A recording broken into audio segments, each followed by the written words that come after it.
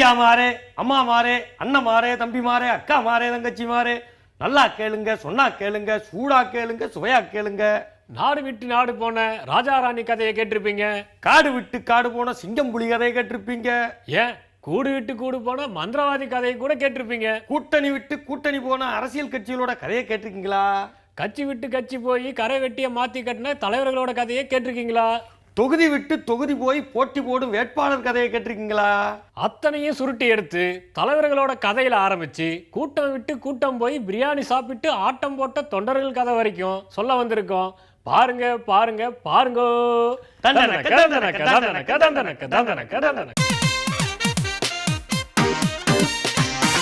பாரு பாரு நியூஸ் பாரு வாய்ஸ் சொல்ல சொல்ல விரியும் நல்லாதானே புரியும்.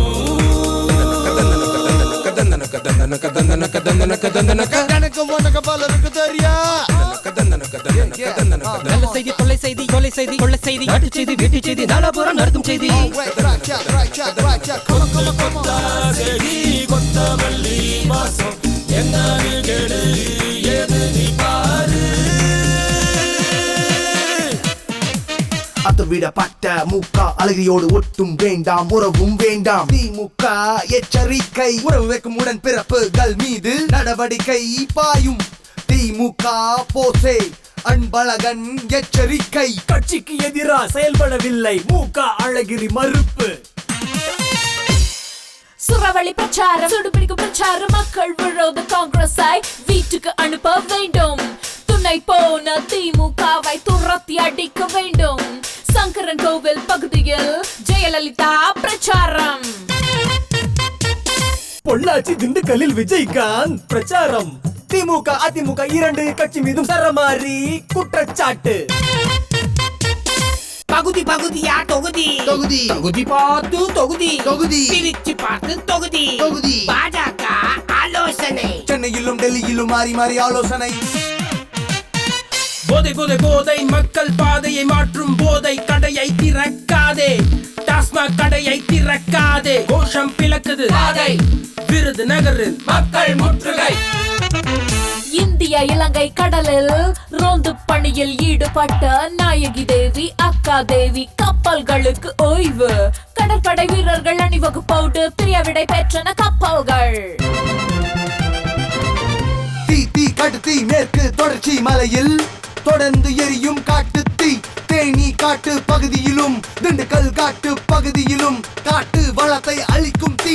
உயிரினங்களின் கதி என்ன? அனைவர் மனதையும் கலர்க்கும் தீ. அணைக்கும் பணி தீவிரம். சூப்பரான செய்தி நம்ம செய்தி. பெருந்துறை சாயப்பட்டறையில் விஷவாயு தாக்கி 7 பேர் பலியானதற்கு தமிழக முதல்வர் இரங்கல் தெரிவித்த நேரத்தில் சாயப்பட்டறையும் இழுத்து மூடி சீல் வைக்கப்பட்டு விட்டதாக கேட்டை சாத்துகிறார் நமது ஈரோட்டு செய்தியாளர். மக்களவைத் தேர்தல் 9 தொகுதியில் வேட்பாளர் தேர்வு பற்றி ஆலோசிக்கக்கூடிய கூட்டத்தில் தாப்பாவுக்கு எதிராக தொண்டர்கள் கூப்பாடு போட்டதாக நமது சிந்தாதிரிப்பேட்டை செய்தியாளர் செய்தி சொல்கிறார். தமிழ்நாட்டில் அதிமுக திமுக 2 கட்சிகளும் Facebook, Twitter, email, internet, TV, radio மூலமாக பிரச்சாரம் செய்ய அனுமதி வாங்கியுள்ளனர் என்று தேர்தல் ஆணையர் அறிவித்துள்ளதாக பட்டனை தட்டுகிறார் நமது ஆன்லைன் செய்தியாளர். மனு தாக்கல் இன்னமும் துவங்காத தமிழ்நாட்டில் தேர்தல் விதி மீறல்கள் என்று இதுவரைக்கும் 55,000 வழக்குகள் பதிவு செய்யப்பட்டுள்ளதாக தேர்தல் ஆணைய செய்திகளை தட்டிவிட்டுள்ளார் நமது வம்பு வழக்கு செய்தியாளர். தமிழகத்தில் ஆம் ஆத்மி வேட்பாளர்கள் 20 வாக்குறுதிகளை எழுதி வைத்துக் கொண்டு வாக்காளர்களிடம் ஒப்பந்தம் போட்டு ஓட்டு கேட்டு வருவதாக ப்ரோ நோட்டை திருப்புகிறார் நமது தேர்தல் செய்தியாளர். மக்களவைத் தேர்தலுக்கு 16 மாநிலங்களில் மனு தாக்கல் துவங்கிவிட்ட நிலையில் அருணாச்சல பிரதேசத்தில் சட்டசபைக்கும் மக்களவை தொகுதிகளுக்கும் வேட்பு மனு தாக்கல் செய்ய ஆள் இல்லாமல் காத்தாடுவதாக நாட்காட்டியை திருப்புகிறார் நமது அரசியல் செய்தியாளர். மோடியை பற்றி பேசியதால் சிக்கலில் சிக்கி மீண்டு வந்த சல்மான் குர்ஷித் மறுபடியும் மோடி ஒரு நர்சரி ஸ்டூடெண்ட் மாதிரி பேசுகிறார் என்று பேசிய பேச்சு அரசியல் வட்டாரத்தில் கொழுந்து விட்டு எரிய தேவையில்லாமல் குஜராத் பிரச்சனையை எழுப்பி ஆதாயம் தேடுகிறது காங்கிரஸ் என்று பாஜக குர்ஷித்துக்கு கண்டனம் தெரிவித்துள்ளதாக அறிக்கையை பிரிக்கிறார் நமது டெல்லி செய்தியாளர். மோடிக்கு வாரணாசி, ராஜ்நாத் சிங்கிற்கு லக்னோ, ஜோஷிக்கு கான்பூர், அருண்ஜேட்லிக்கு அமிர்தசரஸ் என்று பெருந்தலைகளுக்கெல்லாம் தொகுதி ஒதுக்க 16 ஆண்டாக எம்பியாக இருக்கும் அத்வானிக்கு தொகுதி அறிவிப்பு செய்யாததால் டெல்லியில் கூடிய பாஜக தேசிய குழு கூட்டத்தை அத்வானி புறக்கணித்து விட்டதாக ஓலை அனுப்பியுள்ளார் நமது உளவுத்துறை செய்தியாளர். உக்ரைன் நாட்டின் கிரிமியா பகுதி ரஷ்யாவுடன் இணைந்து விட்டதாக ரஷ்ய அதிபர் புட்டின் புலங்காகிதம் அடைந்து கொண்டாடி மகிழ, தவறான முடிவை தேடி வரலாற்றின் தவறான பக்கங்களில் ரஷ்யா இடம்பெற்று விட்டதாக அமெரிக்க வெளியுறவு அமைச்சர் கெர்ரி அறிவித்துள்ளதாக மல்லுக்கு நிற்கிறார் நமது வெள்ளை மாளிகை செய்தியாளர் என்று கூறிக்கொண்டு நாங்களும் அடுத்த செய்திக்கு தாவுகிறோம். சின்னத்திரை, வண்ணத்திரை, வெள்ளித்திரை நடிகர் நடிகைகள் எல்லாம் அரசியலுக்கு வந்து கோட்டையில கொடியேற்றுற கதையை கேள்விப்பட்டிருக்கோம். அவங்க எல்லாம் வாரிசுகள், தொண்டர்கள், தலைவர்கள், ரசிகர்கள்னு அலப்பற செய்யறதையும் பார்த்துருக்கோம். இராணுவம், ஊடகம், காவல்துறை, வருவாய்த்துறை, அரசுத்துறை, தனியார் துறை, புரட்சிக்காரங்க, போராட்டக்காரங்கன்னு ஏகப்பட்ட பேர் தொபுக்கடீர்னு அரசியலில் குதிச்சா கலக்கமாக தானே இருக்கும். வாங்க அவங்களையும் பார்த்துட்டு வந்துடுவோம். பழம் தின்னு கொட்டை போட்ட பழம்பெரும் அரசியல்வாதிகள் தான் தேர்தலில் நிற்பாங்க. ஆனா அந்த காலம் போயே போச்சு. இன்னமும் பழ வாசனை கூட அறியாத பல புது பறவைகளும் அரசியலுங்கிற ஆலமரம் பக்கம் ஒதுங்கி இருக்காங்க. அப்படி அரசியலுக்கு சிறகடித்து வந்த புது வரவுகள் பத்தி பார்ப்போம். ஆதார் வாங்கலையோ ஆதார்னு மத்திய அரசு கூவி கூவி வித்த அந்த ஆதார் அட்டை ஆணையத்தோட தலைவர் நந்தன் நீலகேணி இப்போ காங்கிரஸ் கட்சியில இணைஞ்சிட்டாரு. கம்ப்யூட்டர்கள் கூட மல்லு கட்டிக்கிட்டு இருந்த இவரு இப்ப கதர்குல்லாக்களோட மல்லு கட்ட தயாராகிட்டாரு. இன்ஃபோசிஸ் நிறுவனத்திலையும் வேலை பார்த்தவர், பல கம்ப்யூட்டர் புரோகிராம்களை பார்த்த அனுபவம் உள்ளவர். காங்கிரஸ் சார்பா பெங்களூர் தொகுதியில் நிற்கிறாரு நந்தன். குளிர் நகரமான பெங்களூருவை செம ஹாட்டாக்கும் இவரோட அரசியல் பிரவேசம்னு சொல்றாங்க. ஆனா ஏற்கனவே காங்கிரஸ் இந்த தேர்தல்ல ஜெயிக்குமாங்கிற பயத்துல பல கதர் கட்சிக்காரங்களே எஸ்கேப் ஆகிட்டு இருக்கிற இந்த நேரத்துல தில்லுதுறையா களம் இறங்கி இருக்கிற நந்தன் பாழங்கணத்துல விழுந்துட்டாரேன்னு சிலர் கலாய்க்கிறதையும் மறுக்கிறதுக்கு இல்லை. சினிமா நட்சத்திரங்களும் பாரு பாரு, பாலிடிக்ஸ் பயாஸ்கோப் பாருன்னு களமிறங்கிருக்கிற நேரத்தில் திவ்யா ஸ்பந்தனா, நக்மா வரிசையில் காங்கிரஸ் கட்சி சார்பா கண் சிமிட்ற இன்னொரு சினிமா நட்சத்திரம் நடிகர் ராஜ் பப்பர் காசியாபாத் தொகுதியில் வேட்பாளராக நிற்கிறாரு. இவர் எதிர்க்கிறது சாதாரண ஆளை இல்லைங்க. முலாயம் சிங்கோட மருமகள், யூபி முதல்வர் அகிலேஷ் யாதவோட மனைவி டிம்பிள் யாதவை எதிர்த்து தான் தில்லா நிற்கிறாரு. சோனியா காந்தி, ராகுல் காந்தி, பிரியங்கா காந்தின்னு நேரு குடும்பத்து வாரிசுகள் எல்லாம் பேருக்கு பின்னால காந்தியை சேர்த்துக்கிட்டு அரசியல் பண்ணிட்டு இருக்கிற நேரத்துல காந்தியோட உண்மையான வாரிசு அவரோட பேரன் ராஜ்மோகன் காந்தி ஆம் ஆத்மி கட்சியில இணைஞ்சு டெல்லி கிழக்கு தொகுதியில போட்டி போடுறாரு. பாஜக, காங்கிரஸை விட ஆம் ஆத்மியில தான் பத்திரிகையாளர்கள், எழுத்தாளர்கள், சமூக ஆர்வலர்கள்னு பல பேர் தேர்தல் கடல்ல படகு ஓட்ட ஆரம்பிச்சிருக்காங்க. நர்மதா அணைன்னு சொன்னதும் நமக்கெல்லாம் நினைவுக்கு வர்றது மேதா பட்கர் தான். அவங்க இப்போ ஆம் ஆத்மி வேட்பாளரா மும்பை வடகிழக்கு தொகுதியில போட்டியிடுறாங்க. நான் ஆட்சிக்கு வந்தா ஊடகவியலாளர்களை ஜெயிலில் தள்ளுவேன்னு கெஜ்ரிவால் கோபமுகம் காட்டினாலும் பல முக்கியமான பத்திரிகையாளர்களுக்கு சீட்டும் தந்திருக்காரு. சாகித்ய அகாடமி விருது பெற்ற எழுத்தாளர் சாரா ஜோசப் கேரளாவில் திருச்சூர் தொகுதியிலும், முன்னாள் IPS அதிகாரியான அஜித் ஜாய் திருவனந்தபுர தொகுதியிலும் போட்டிடுறாங்க. பிரபல பத்திரிகையாளர் அனிதா பிரதாப்பும் மனித உரிமை ஆர்வலர் TP பினுவும் கூட ஆம் ஆத்மி குல்லா மாட்ட போறாங்கன்னு சொல்றாங்க. இப்படி ஒரு பக்கம் சீரியஸான முகங்களே ஆம் ஆத்மி கட்சியில தென்படுறப்போ ஒரு பல முகமும் பட்டுன்னு தெரியுது. அவங்க தான் முன்னாள் மிஸ் இந்தியா மற்றும் திரைப்பட நடிகை குல்பனாக். எஸ், நானும் அரசியல்ல நிக்கிறேன்னு சொல்லி ஆம் ஆத்மி சார்பா போட்டியிட போறாங்க. சண்டிகர் தொகுதியில நிக்கிற பன்சாலுக்கு எதிராக ஆம் ஆத்மி சார்பா குல்பனாக் நிக்கிறாங்க. குல்பனாக்கோட அப்பா ஓய்வு பெற்ற ராணுவ அதிகாரி HS பனாக். இவர் ஆம் ஆத்மி கட்சியை நிறுவியவர்களில் ஒருவர். நம்ம தமிழகத்திலும் ஆம் ஆத்மி குல்லாவை மாட்டிக்கிட்டு அந்த கட்சிக்கு ஓட்டு கேட்க தயாராகிட்டாங்க அணு உலை எதிர்ப்பாளர் சுப உதயகுமாரனும் மூத்த பத்திரிகையாளரான ஞானியும். ஆக மொத்தம் களை கட்ட ஆரம்பிச்சாச்சு நாடாளுமன்ற தேர்தல். இந்த புதுவரவுகள் எல்லாருக்கும் நாடாளுமன்றம் நல்வரவு சொல்லுமான்னு தேர்தல் முடிவுகள் வர்ற வரைக்கும் பொறுத்திருந்துதான் பார்ப்போமே.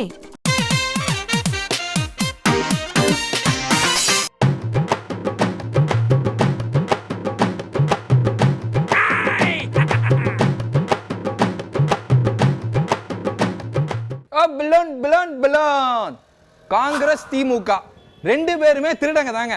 எவ்வளவு முடியுமோ அவ்வளவு சுரண்டிட்டு தேர்தல் நேரம் வந்தோன்னே அப்படியே தனித்தனியா ஐயோ நான் இல்ல அவங்க தான் ஊழல் பண்ணாங்க, ஐயோ நான் இல்ல இவங்க தான் ஊழல் பண்ணாங்கன்னு சொல்லிக்கிட்டு திமுக என்ன பண்ணிடுச்சு, காங்கிரஸ் இருந்து தனியா வந்துருச்சு.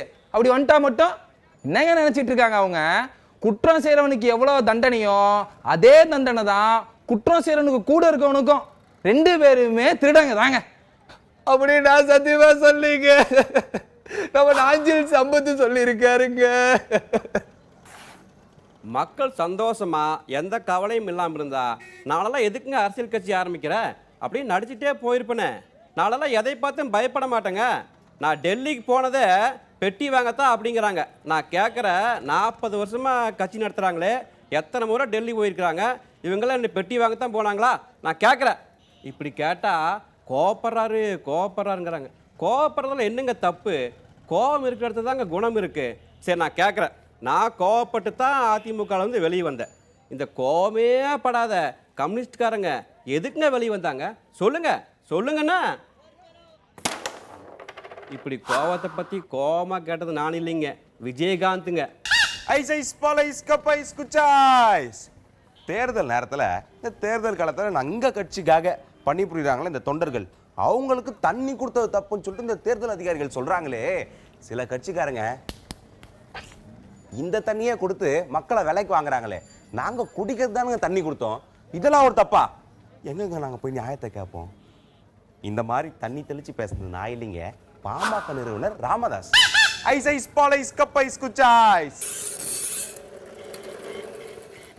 நான் இந்தியா பிரச்சனைகளுக்கு தீர்வு காண்றதுக்காகவே 24 மணி நேரமும் யோசிக்கிறேன், உழைக்கிறேன்.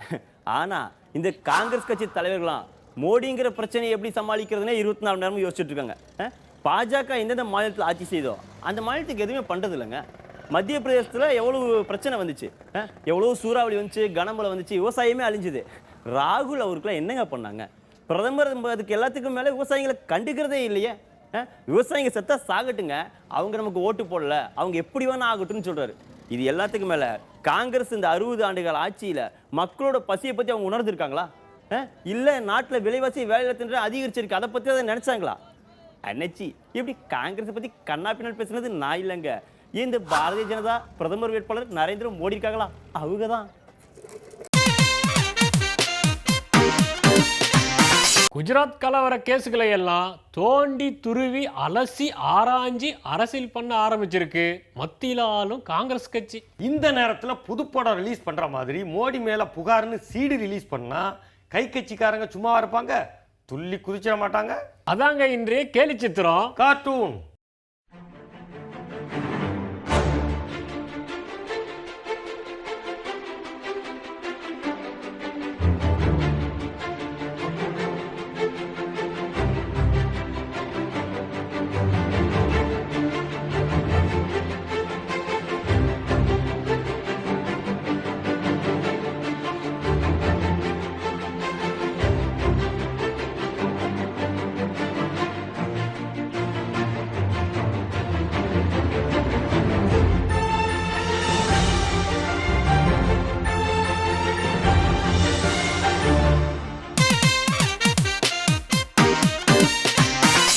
வருஷத்துக்கு முன்னாடி ஒரு படம் வந்தது, அண்ணா நகர் முதல் தெரு. ஆமாம். அதில் வந்து சத்யராஜ் வந்து வடநாட்டுக்காரராக வேஷம் போட்டு கூர்க்கா வேலை வாங்கிடுவார். கூர்க்கா வேலை அப்படின்னா என்ன அர்த்தம்னா, முன்னாடியெல்லாம் வடநாட்டுக்காரங்க தான் கூர்க்கா வேலை பார்ப்பாங்க. அவங்க மொழி தெரியாட்டியும் கூட இந்த நேபாளிஸ்லாம் வீரமாக இருப்பாங்க, அவங்க தான் ஒரு கத்தி வச்சுருப்பாங்க. அவங்க ஆக்சுவலாக எதுக்கு கத்தி வச்சுருக்குதுன்னா, அவங்க பூரா காட்டுக்குள்ளே இருக்கவன் ஏதாவது வெட்டி திங்கணும். சரி, நம்ம ஆள் பார்த்துட்டு கத்தி வச்சுருந்தா வீரம்புல இருக்குன்னு கூட்டு விட்டான். இவன் கத்தியை வச்சுட்டு அவன் பேசுகிறதுக்கு ஏதோ அஜாப்பஜாமா ஒன்றும் தெரியாமல் குத்திடுவான். அப்போ திருடெல்லாம் ஒன்றும் பெருசாக இல்லை. ஆமாம், தெருவுக்குள்ளே வரமாட்டான். இப்போ எல்லாம் இந்த கூர்க்கா, இப்போ வந்து வடநாட்டுக்காரன் வேலை பார்த்தாலே ஏதாவது ஒரு கேஸ்னா 50 பேரை பிடிச்சி உள்ளே போடலாம். ஏன்னா அவனுக்கு கேட்குறதுக்கு யார் இருக்கா? இப்போ இப்படியெல்லாம் அவங்க உங்களை பற்றி இந்த மாதிரி செய்தியெல்லாம் வருதுடா அப்படின்னு அவன் என்ன தமிழ் பேப்பராக படிக்கிறான்? கிடையாது. அங்கே படிச்சிருந்தா தான் அவன் அங்கே வேலை பார்த்துருப்பானே. படிக்காதனால தான் இங்கே வந்து வேலை பார்க்குறான். அவனுக்கு நம்ம தமிழை பற்றி இப்படியெல்லாம் செய்தி வருதுன்னு அவனுக்கு எதுவும் தெரியாது. அவன் பாட்டுக்கு ஏதோ போகிறான், கையெழுத்து போடுறான், அப்படி இருக்கான். இதில் இந்த துணை ராணுவ படைன்னு இப்போ எலெக்ஷனுக்கு வேறு வந்து இறங்க போகுது. எங்கேயாவது வண்டியை நிறுத்தினா அவன் தான் துப்பாக்கி வச்சு நிற்கிறான். வண்டி எல்லாம் கேத்தாக்கங்கிறான். அவன்கிட்ட நம்ம ஆளு தமிழில் பேசுகிறான், அவன் ஹிந்தியில் பேசுகிறான். ஒன்று அவனுக்கு தமிழ் தெரிஞ்சு இங்கே கூட்டி வரணும், இல்லை இங்கே எல்லாருக்கும் ஹிந்தி சொல்லி கொடுத்துருக்கணும். இந்தியா நாட்டில் 80% பேர் ஹிந்தி தெரியாது. சரி, ஆனால் ஹிந்தி தெரிஞ்சவன்லாம் என்ன சொல்கிறான்னா, இந்தியாவில் இருக்க ஹிந்தி மாலும் ஹிந்தி கேங்கிறான். டெல்லிக்கு போய் இறங்க முடியல. தேசிய மொழின்னு அவங்களா சொல்கிறான். தேசிய மொழின்னு எங்கள் அரசியலமைப்பு சட்டத்துலாம் இல்லை, அப்படிலாம் இல்லை. அது பல 13 மொழிகளும் என்னமோ இருக்குது, சரி, ஆட்சி மொழியாக இருக்கணும்னு. ஆனால் ஹிந்தி தான்னு மெஜாரிட்டியாக இருந்தோன்னே அதையே சொல்லிக்கிட்டு இருக்காங்க. இங்கே கொண்டாந்து இறக்கிறாங்களா அந்த நெய்வேலி கேட்டில், இவன் என்ன சொன்னான்னு தெரியல, அவன் அந்த தொழிலாளி என்ன சொன்னாருன்னு தெரியல. என்னை எதுக்குடா சுட்டான்னு கேட்டால் நான் கிண்டல் பண்ணாரு சுட்டு விட்டாங்கிறான். என்ன கிண்டல் பண்ணான்னு உனக்கு தான் மொழியே தெரியாத எப்படா கிண்டல் பண்ணுறதை புரிஞ்சுக்கிட்ட அப்படின்னா, மொழியில் வந்து இப்போ ஒவ்வொரு மொழிலையும் ஒன்று இருக்கும். ஹிந்தியில் ஹே அப்படின்னா அதுக்கு ஒரு அர்த்தம் இருக்கும். நம்ம ஊரில் கூப்பிடுறது ஏன்னு, அவன் ஏன்னு கூட கூப்பிட்டுருக்கலாம். அவன் ஏன்னா என்ன எதுக்கு கேங்கிறான்னு சுட்டுருக்கலாம். இது எதுக்கு அவ்வளோதான் கிண்டல் பண்ணிட்டுமே. ஒரு துப்பாக்கி கொடுக்குறதுக்கு வரவனையெல்லாம் சுட்டு தள்ளுறதுக்கா போட்டு தள்ளியிருக்கான். ஒருத்தரை போட்டு சுட்டுருக்கிறான். அது என்எல்சியில் அவர் அங்கே ஒர்க் பண்ணுறவர் தொழிலாளியே சுட்டுருக்கிறான்னா அவன் எதுக்கு இங்கே கொண்டாந்து நிறுத்தி வைக்கிறாங்க? பாதுகாப்புக்குன்னு எதுக்கு நிறுத்துறான்? ஏற்கனவே ஒருத்தன் 13 வயசு பையன் வாதாங்கோட்டை பிறக்க போயிருக்காங்க இராணுவ முகாமுக்குள்ளே கூட இல்லாத ஓரத்தில் பிறக்கிருக்கான். ஒருத்தன் சுட்டுருக்கான் குடியிருப்பில். அதில் போய் வாதாங்கோட்டை பிறக்கிறது தப்பாடா? இவ்வளவு இராணுவ முகாம் எதுக்குன்னு தான் நமக்கும் தெரியல. என்னமோ பெரிய இதே நடந்துக்கிட்டு இருக்க மாதிரி. அவன் வெளிநாட்டில் அங்கிட்டு கப்பலில் போனால் மீன் பிடிக்க போனால் அவன் சுடுறான். கடலோர காவல்படைன்னு ஒன்று இருக்குது. அவனுக்கு ஃபோன் பண்ணி ஆபத்துனா சொல்லலாம்னு ஒரு நம்பர் கொடுத்துருக்காங்க. அந்த நம்பருக்கு ஃபோன் பண்ணால் எடுக்கிறவனுக்கு தமிழ் தெரியாது, பேசுகிற மீனவனுக்கு ஹிந்தி தெரியாது. கியாங்கிறான், மியா மியாங்கிறான், வீட்டுக்கு மாட்டிக்கிறான். அவன் அடிக்கிறவன் அடிக்கிறான், செத்துறவன் செத்துறான். இப்படியே இருக்குங்க. இவன் வாங்குகிற சம்பளம் பூரா நம்ம காசில், அந்த தொழிலாளியோட காசில் தான் அவன் சம்பளம் வாங்குறான், அவனையே சுடுறான். இதாங்க நம்ம நாட்டில் நடக்கிறது. இது மொழி பிரச்சனையா இல்லை வேறு என்ன பிரச்சனைன்னு தெரியல. டெல்லியில் போய் இறங்க மதராசி ஹிந்தி நை ஹிந்தி மாலும் அப்படிங்கிறான். எப்படின்னு தெரியல. அது ஹிந்தி கற்றுக்கணும். மொழிங்கிறது கற்றுக்க வேண்டிதான் எல்லா மொழியும். அது தெரியல என்ன குற்றமா? இப்போ அமெரிக்காவில் போய் இறங்குறான், இங்கிலீஷ் தெரியலன்னா சுட்டா போடுறான். இல்லை அவனுக்கு தமிழ் தெரியாதுங்கிறது அவன் வருத்தப்படுறது இல்லையா? வருத்தப்படுறது இல்லையா? அப்போ இப்போ எல்லா மொழியும் நம்ம இங்கிலீஷ் தெரியல நம்ம வருத்தப்படுறோம். வருத்தப்படுறான். அதை ஒன்றும் அவன் பெருசாக எதுவும் சொல்லிக்கிறதும் இல்லை. இங்கிலீஷ் தெரியலையே ஏன்டா என் நாட்டுக்கு வந்தேன் நான் கேட்குறான். இல்லை என்ன செய்யணுமோ அதுக்கு உதவி பண்ணுறான். அப்படி தானே பண்ணுவான். எந்த நாட்டுக்கு போனாலும் அப்படி தான். ஜெர்மனுக்கு போங்க, ஜெர்மன் மொழி பேசாதவெல்லாம் பெரும்பாலும் இங்கிலீஷாக பேசுகிறான் கிடையாது. ஜெர்மானிய மொழி தான் பேசுகிறான். அவன் நாட்டில் அவன் தாய்மொழியை தான் படிக்கிறான். நம்ம தாய்மொழியை படித்து வேலைக்கு போனால் இவன் அவன் தாய்மொழியை பிடிச்சிட்டு வேலைக்கு வந்து இங்கே கொண்டாந்து வச்சு துப்பாக்கி வச்சு டுப்புன்னு சுட்டு போகிறான். என்ன கொடுமையில் நடக்குதுன்னு யார் இதெல்லாம் கேட்குறதுன்னு தெரியல. ஆமாம்.